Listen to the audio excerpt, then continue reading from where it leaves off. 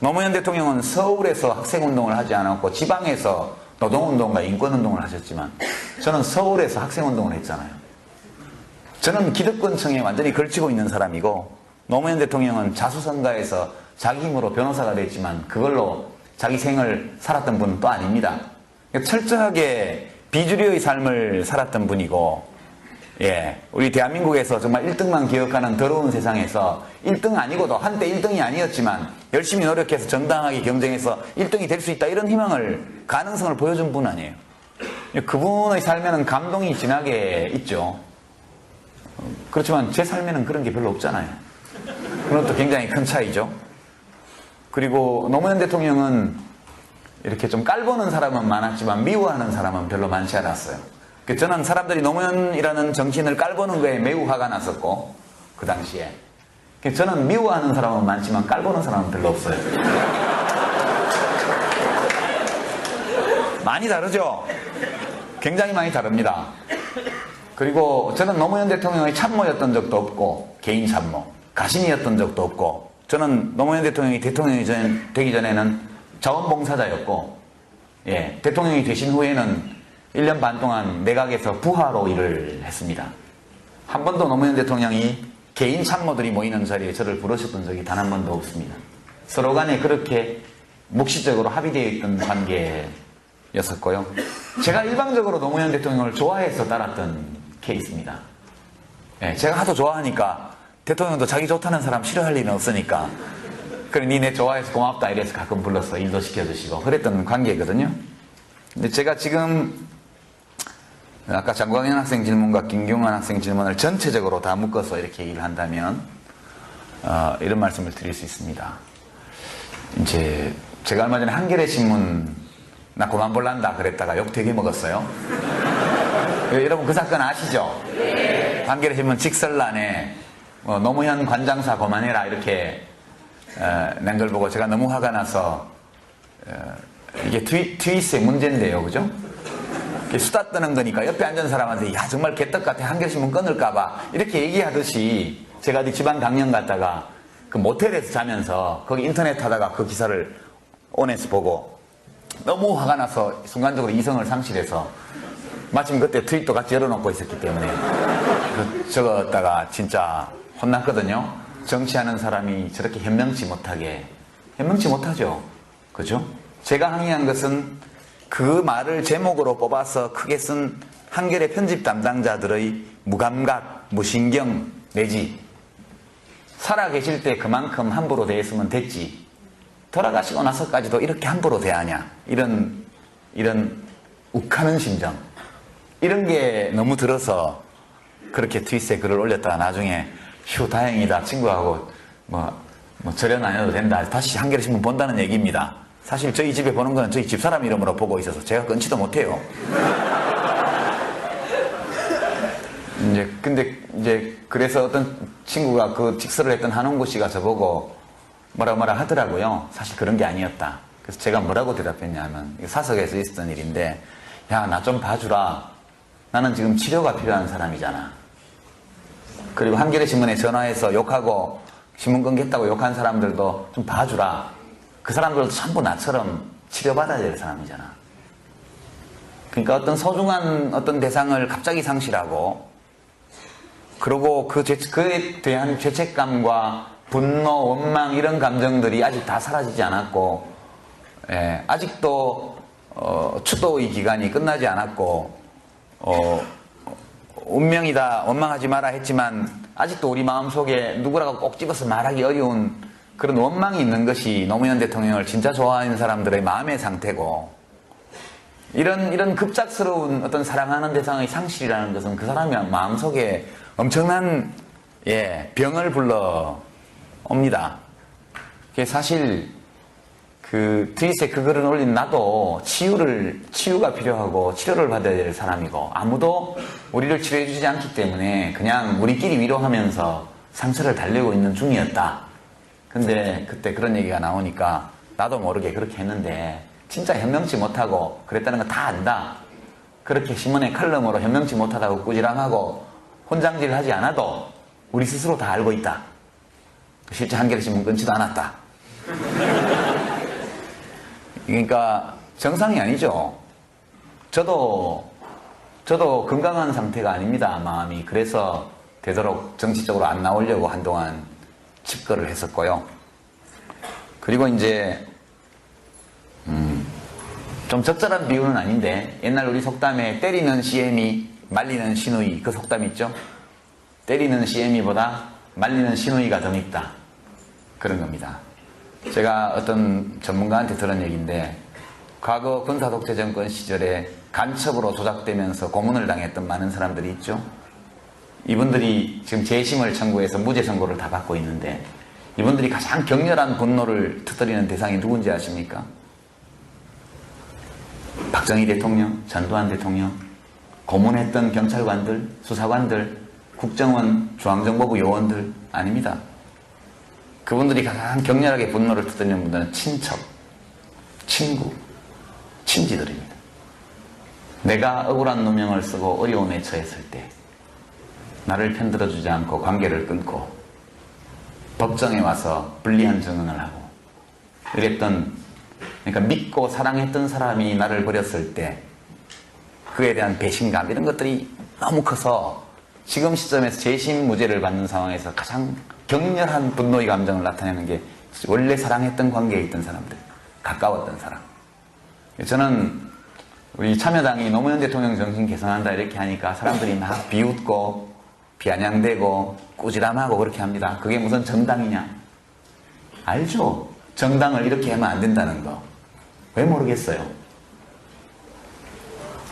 근데 그럼 결국 이 국민참여당까지 와서 정당 활동을 하고 있는 사람들이 원망이 어디를 향하고 있느냐? 물론 이명박 대통령을 향하고 있고 이인규 씨나 홍만표 씨를 향하고 있죠. 그 못지않게 강력한 원망이 한겨레 신문이나 경향신문이나 민주노동당이나 진보신당에 대해서도 있는 거죠. 근데 생각해보면 조작 간첩의 친척들도 다 피해자예요. 사촌이 간첩으로 몰렸기 때문에 끌려가서 얻어맞고 조사받고 직장에서 쫓겨나고 이사가고 다 피해자입니다. 근데 그분들은 지는 재심 판결이라도 받아서 보상이라도 받았지, 아무것도 없이 사촌이 간첩 혐의 쓰고 조작이긴 하지만 어쨌건 그렇게 되는 바람에 고통을 당한 우리는 뭐야? 이런 원망하는 마음이 또 있거든요. 혹시 아까 장광현 학생이 혹시 그런 생각하는지 모르겠어요. 노무현 때문에 진보 세력이 전체가 피해를 입었다, 그런 면이 있겠죠. 저는 있다고 생각합니다. 그러니까 노무현 대통령을 사랑했던 사람들, 사랑하는 사람들한테는 그 사람들에 대한 소위 자칭 진보 세력, 진보 언론, 진보 지식인에 대한 분노가 있습니다. 그 사람들이 적극적으로 못된 짓을 해서가 그런 것이 아니라 우리 대통령이 억울하게 잘못한 거 이상 심하게 당하고 있을 때 그래도 공정하게 객관적으로 뭔가를 최소한 편은 들어주지 않더라도 중립적으로라도 해줬으면 좋았을 텐데 같이 돌을 던졌지 않냐, 이런 원망이 있죠. 그러나 또한 민주노동당이나 진보신당이나 진보 언론들이나 진보 지식인들은 노무현이 진보를 표방하는 바람에 우리까지 다 욕 얻어먹었고 다 망했다, 우리가 더 피해자다, 이런 생각이 있겠죠, 그죠? 저는 그럴 수 있다고 생각합니다. 근데 지금 이 자리가 그런 얘기를 하기에 적합한지는 모르겠으나 제가 가는 곳마다 이 질문에 부딪힙니다. 참여정부의 과오에 대해서 반성해라. 이명박을 탄생시킨 건 노무현 아니냐? 논리적으로는 맞는 말이죠. 그러니까 그 이면에 깔려있는 감정이 무엇이냐? 저에게 그 말을 하는 분들의 감정 속에는 노무현 때문에 우리가 피해를 입었다는 원망이 있고 분노가 있습니다. 제 마음속에는 많은 노무현 대통령을 사랑했던 사람들, 국민참여당의 당원들과 마찬가지로 그분들이 노무현 대통령에 대한 부당한 수사가 진행되고 있을 때 단 한 차례도 객관적인 입장에서 헌법의 원리에 따른 옹호조차 안 해줬다, 노무현 대통령의 전직 대통령으로서의 명예를 지켜주지 않은 것은 물론이고 한 시민으로서의 기본권조차 그것이 짓밟히고 있을 때 그것을 지적한 사람이 없었지 않냐, 이런 원망이 또한 있는 것이거든요. 그래서 제가 심리학자라면 한번 연구해볼 만한 가치가 있는 엄청난 사회적 현상이라고 저는 생각합니다. 아무도 이 얘기에 대해서 더 꺼내지 않고 빙빙 돌려가면서 얘기를 하고 있지만 현재 진보 진영의 여러 세력 안에는 노무현 대통령의 삶과 죽음, 그분의 정치, 그분의 유산이 무엇인가, 이것을 둘러싼 심각한 정서적, 심리적 앙금 또는 대립, 이런 것들이 지금 쫙 깔려 있습니다. 이 문제를 우리가, 살아있는 우리가 넘어서지 못한다면 대한민국 진보에는 미래가 없다. 저는 그렇게 생각하고요.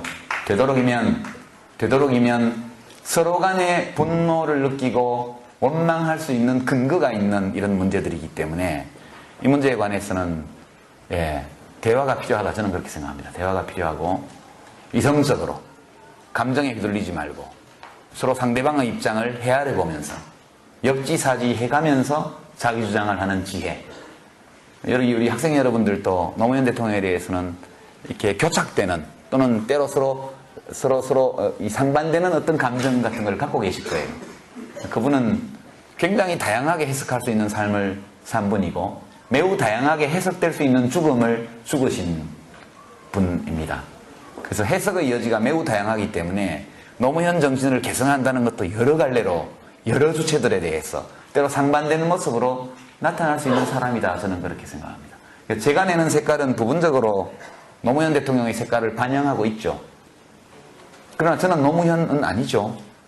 많은 면에서 다르고 지향도 많이 다르고 실제로 살아계셨을 때, 현직에 계실 때 여러 가지 정치적인 문제나 정책에 대한 의견도 많이 달랐습니다.